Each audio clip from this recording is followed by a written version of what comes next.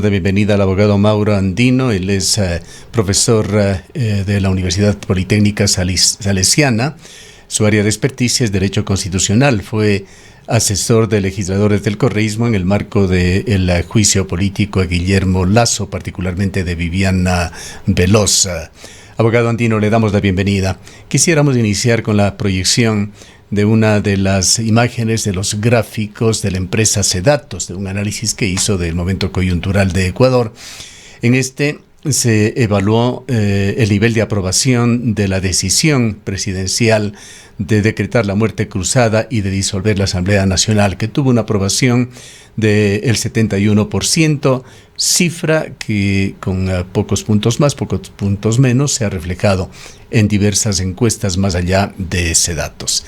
Quisiéramos ante todo preguntarle dos cosas. El uno, el grado de compromiso que tuvo usted con esta gestión de la Asamblea Nacional, de la mayoría, para llevar a juicio a Guillermo Lasso. Se dijo que incluso usted participó en las ponencias que se hacían para instaurar el juicio político en calidad de asesor de Viviana Veloz. Y por otra parte, ¿qué lectura saca usted de este gráfico de la decisión del pueblo ecuatoriano de aprobar mayoritariamente con más de un 70% la disolución de la Asamblea y el decreto de muerte cruzada? Gustavo, muy buenos días, un saludo cordial para usted y por supuesto para toda la audiencia. Creo que hay que hacer una lectura completa sobre la disolución de la Asamblea Nacional.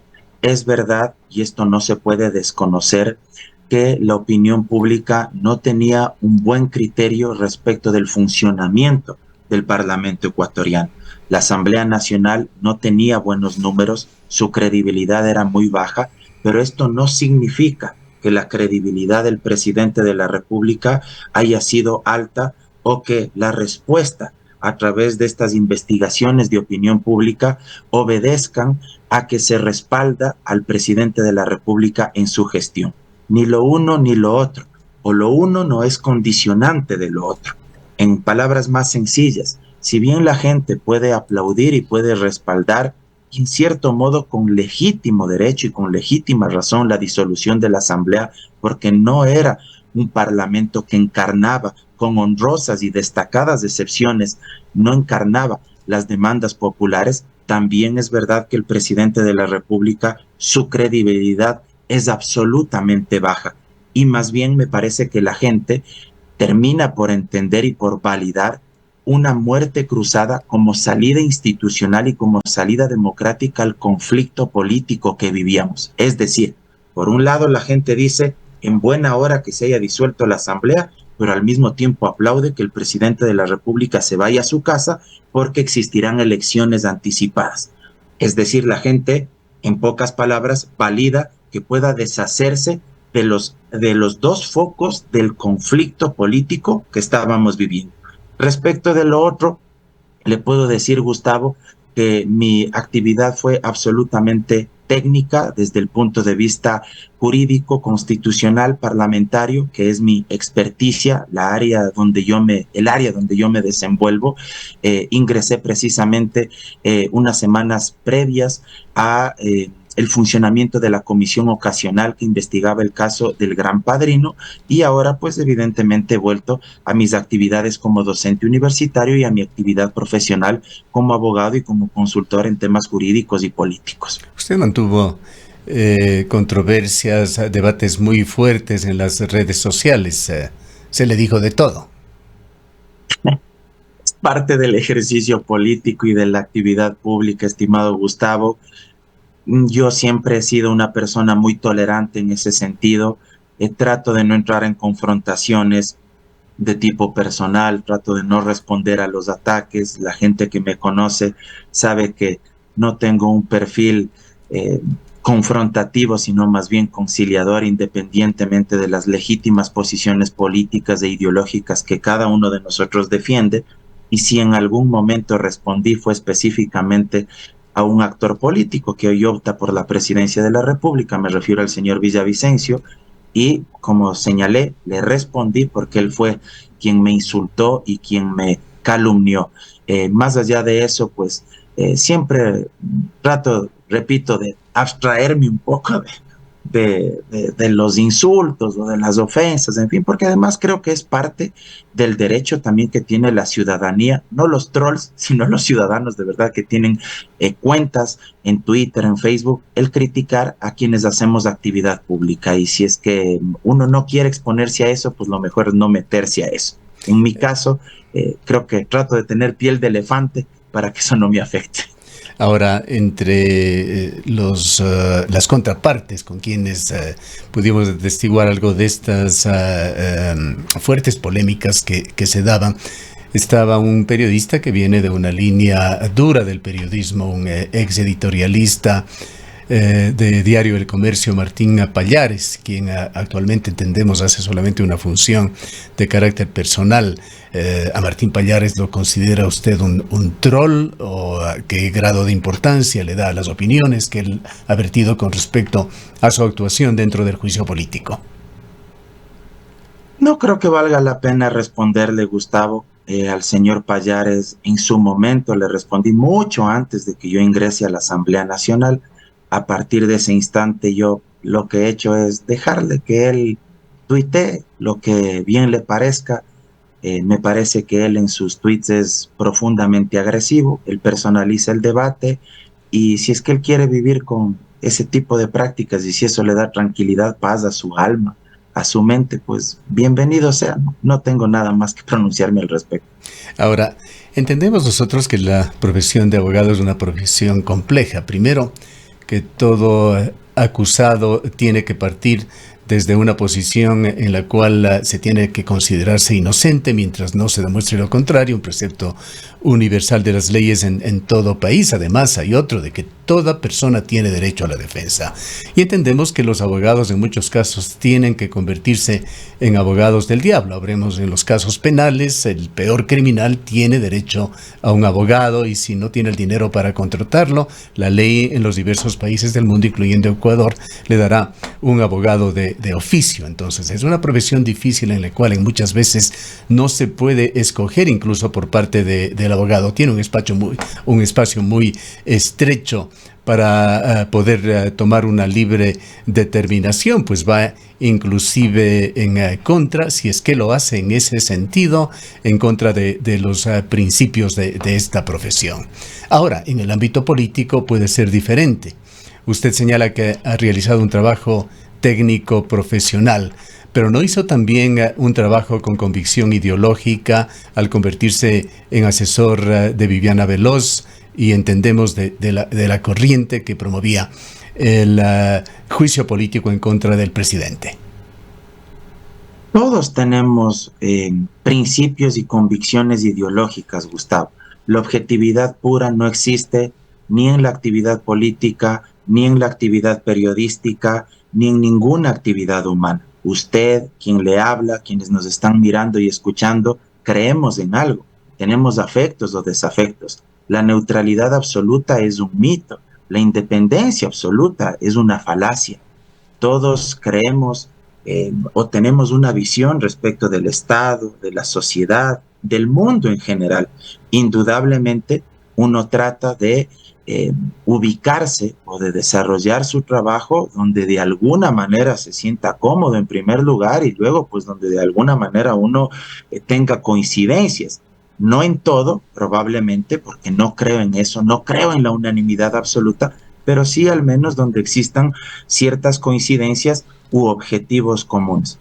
A nivel profesional, yo creía que era importante entregar mi contingente una vez que se habían revelado los audios referentes a la probable vinculación de generales de la Policía Nacional y de la excomandante general con la mafia albanesa, la investigación de las empresas públicas y los potenciales escándalos de corrupción del señor Luque Lecaro y compañía, los posibles vínculos del cuñado del presidente de la República, el señor Danilo Carrera, con estos hechos, las vinculaciones con el hoy extinto, torturado y asesinado Rubén Cherres, en fin, fueron hechos que me motivaron en lo personal para vincularme desde ese momento y posteriormente dar mi asesoría respecto del juicio político.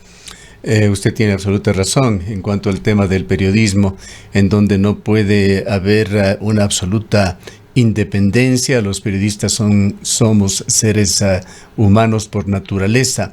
De hecho, algo que no existe es la objetividad, pues los seres humanos somos subjetivos en esencia, pero desde el periodismo se tiene que hacer un esfuerzo por el pluralismo, por tratar de manejar las cosas de una manera neutral, hasta donde se pueda. Ahora, el hecho de mantener esta subjetividad que es connatural a una persona no quiere decir que se tome la decisión de militar por una causa. Me refiero a abogar ideológicamente, como es lo que se le acusa a usted, por una causa, siendo usted un profesional, además un profesional de respeto, frecuentemente consultado por medios de comunicación en cuanto a temas de derecho constitucional.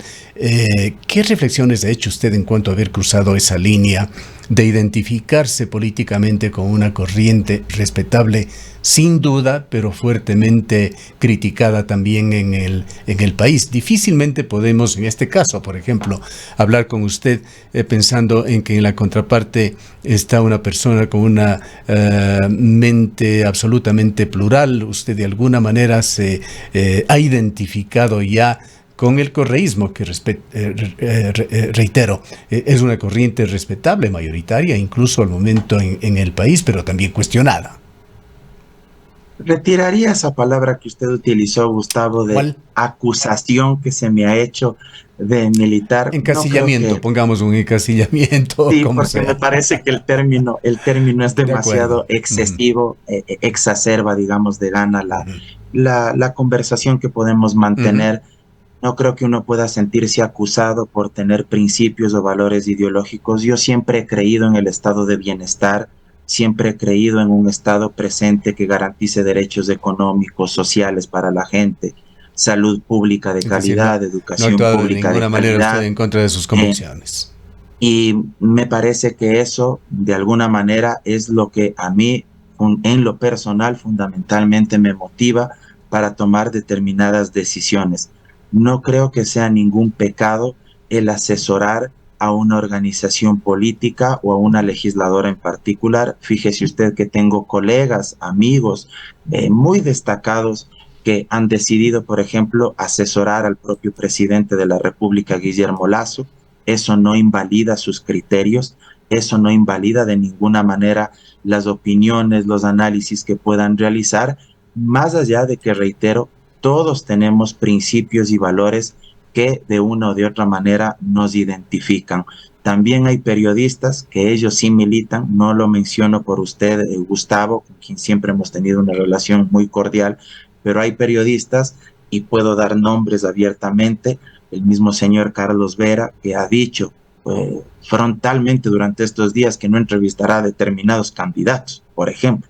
Ese sí es un periodismo militante, y yo diría que no solo militante, sino un periodismo antidemocrático, hasta cierto punto intolerante, falto de pluralidad, porque abiertamente dijo que no va a recibir a determinadas opciones políticas, no solo de la Revolución Ciudadana, sino a otros, del mismo Daniel Noboa, hijo de Álvaro Noboa, a quien propugne o apoye la CONAI o Leonidas Issa, y por ahí se me escapa el candidato también de Centro Democrático, Eduardo Maruri. Es decir, creo que eso lamentablemente le hace mucho daño a nuestro país y nos polariza muchísimo más. Creo que hay que mirarnos como iguales, respetarnos en nuestras diversidades ideológicas y posiciones políticas y profesionales, y tratar en ese marco, por supuesto, de establecer un diálogo que nos permita respetuosamente plantear las posiciones de cada uno de nosotros. Creo, abogado Andino, que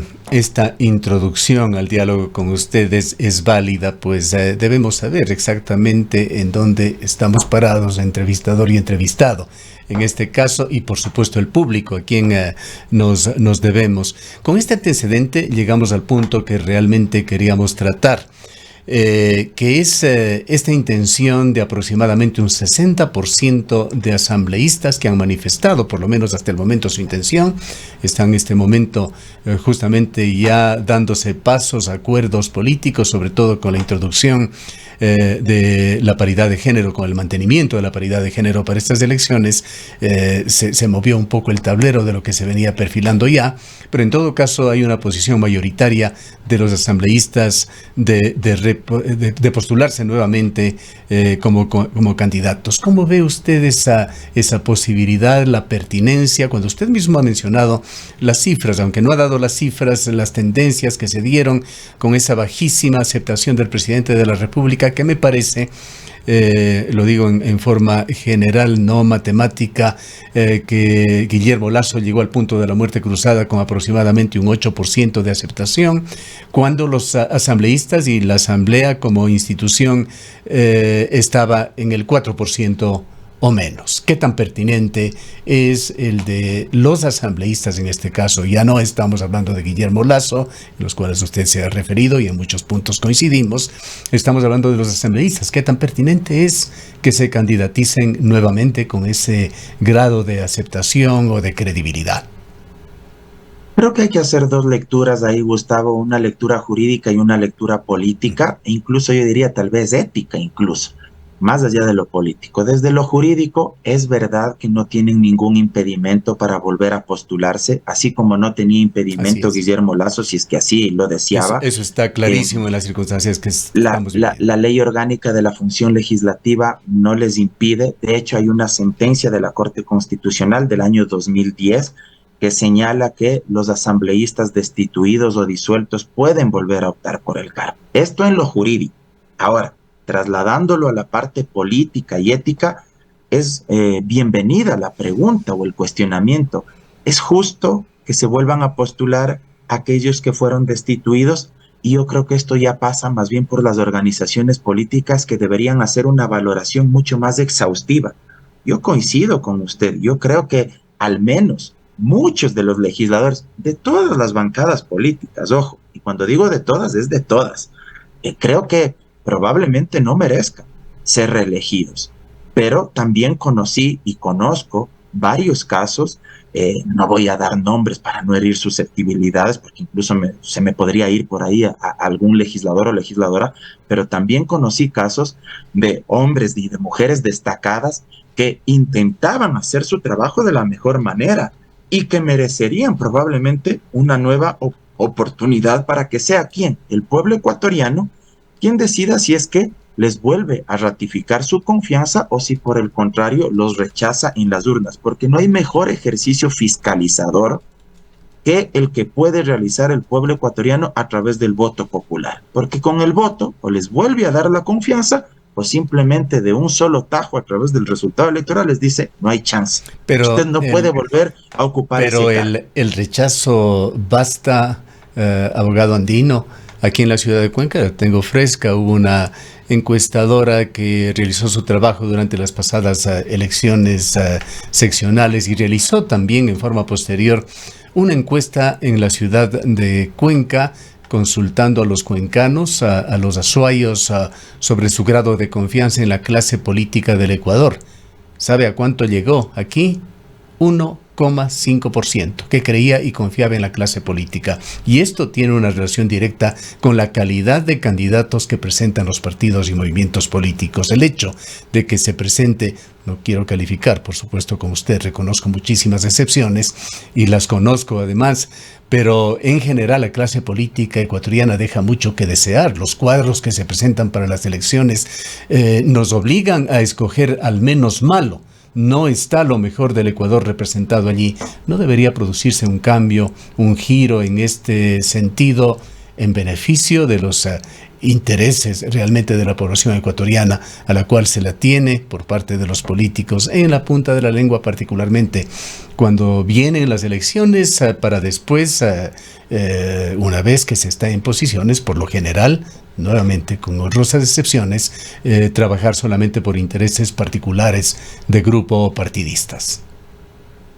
Yo le hago ahí algunas propuestas, Gustavo, coincidiendo con su lectura y con su reflexión. Primero, En el Código de la Democracia se debería incorporar que quienes deseen ser candidatos y candidatas por una organización política, al menos hayan estado afiliados con 2 años de anticipación a esa organización política. No digo que se elimine la posibilidad de que invitados o invitadas puedan participar también por ese movimiento o partido, pero creo que el número de invitados debe reducirse porcentualmente y dar prioridad a aquellos que hayan militado en esa organización política. ¿Qué ganaríamos con eso? Entre otras cosas, evitar las tiendas políticas de alquiler. Aquellos partidos y movimientos que no tienen cuadros y únicamente se activan cada 4 años, y como no tienen gente y no han formado hombres y mujeres que puedan participar electoralmente, tanto en la izquierda como en la derecha, ¿qué es lo que hacen? Empiezan a cooptar gente conocida que nunca ha militado, que ni ha leído el estatuto o el régimen orgánico de esa organización política, y únicamente plantean una opción electoral del poder por el poder. Eso se debería cambiar, reitero, incorporando una norma en el Código de la Democracia que señale que al menos con 2 años de militancia, de afiliación, pueda ser candidato, y en un porcentaje reducido se permita la participación de los invitados. Otra cuestión, me parece que es fundamental incorporar una sanción jurídica para el transfugismo, para evitar los camisetazos. Si es que alguien llega a la asamblea auspiciado por una organización política, o alguien llega al consejo cantonal auspiciado por un partido o movimiento político, y a la semana o a los 15 días pega el brinco y se cambia de camiseta y se va a otro partido o a otro movimiento político sin causa ni justificación alguna, porque podrían existir excepciones, por ejemplo, la objeción de conciencia, determinados temas muy polémicos donde ciertos principios y valores muy propios de ese representante de elección popular estén en juego, pero si se cambia de partido porque le vino en gana ese día, que pierda la curul, que pierda el escaño en la asamblea o en el consejo cantonal o en el consejo metropolitano. Eso evitaría el transfugismo. Le apuesto que si eso se incorporaría en el Código de la Democracia, dejaríamos de tener los camisetazos. Otra propuesta que le hago, se debería reformar en el Código de la Democracia esta ambigüedad y esta laxitud que señala que quienes están afiliados a un partido político puedan desafiliarse hasta con 90 días de anticipación a la fecha límite de inscripción de candidaturas y puedan salir auspiciados por la organización política del frente. Aumentemos ese plazo. Si alguien quiere desafiliarse de un partido o movimiento y quiere ser candidato por otra organización, que al menos se desafilie con 1 año, con 1 año y medio. Porque ¿qué es lo que sucede actualmente? No les dan la candidatura o ya calculan que faltando 3 meses, 4 meses, no les van a dar el espacio que ellos quieren, se desafilian de ese partido, de ese movimiento, y terminan auspiciados por otro partido político, probablemente que está en las antípodas ideológicas de donde militaban antes. Eso se debe corregir, y para lograr eso no se necesita ninguna reforma constitucional, ninguna enmienda, sino más bien una reforma legislativa. Y ahí aterrizamos en lo que usted al inicio bien planteaba, mejorando la calidad de la asamblea y con actores que tengan voluntad política para emprender este tipo de reformas. Cierro solo con esta idea. ¿Por qué no se hace esto? Y aquí una crítica para toda la clase política. Porque son los mismos legisladores que pertenecen a las organizaciones políticas y no aprueban este tipo de reformas porque saben que al final les puede perjudicar a ellos mismos.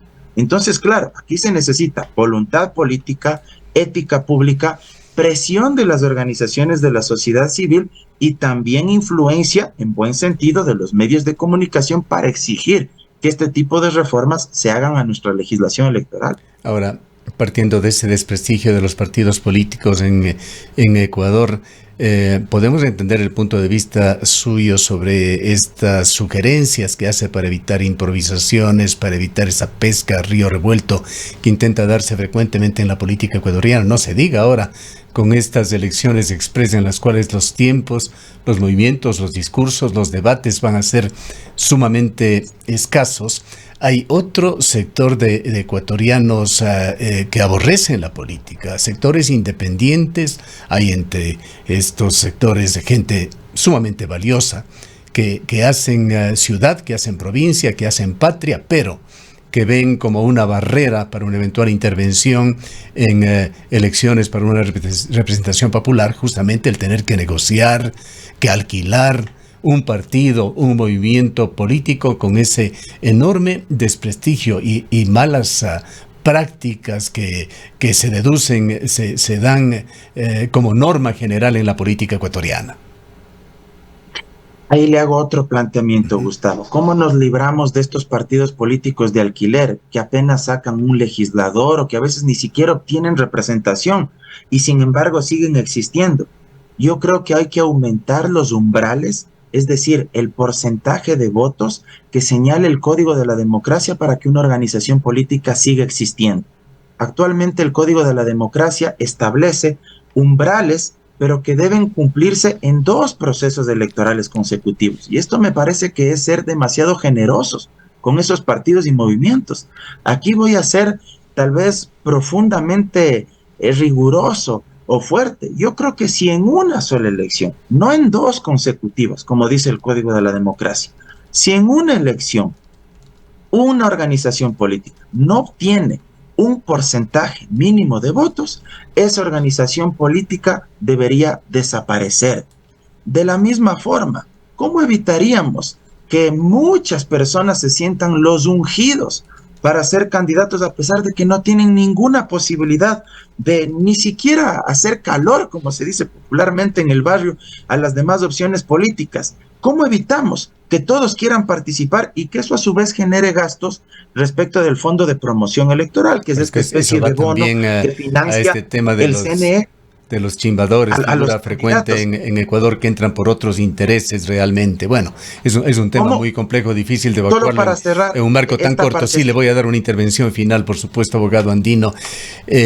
Quisiera simplemente que en este último punto, al margen de lo que usted quiera desarrollar, nos informe, usted que está siguiendo muy de cerca la política ecuatoriana, si es que el Consejo Nacional Electoral, no sé si esto le toca al Tribunal Contencioso Electoral, se ha aplicado en alguna ocasión en Ecuador la ley a algún partido o candidato para que ante el bajísimo porcentaje de votos o cantidad de votos que haya obtenido tenga que devolver sus fondos de campaña.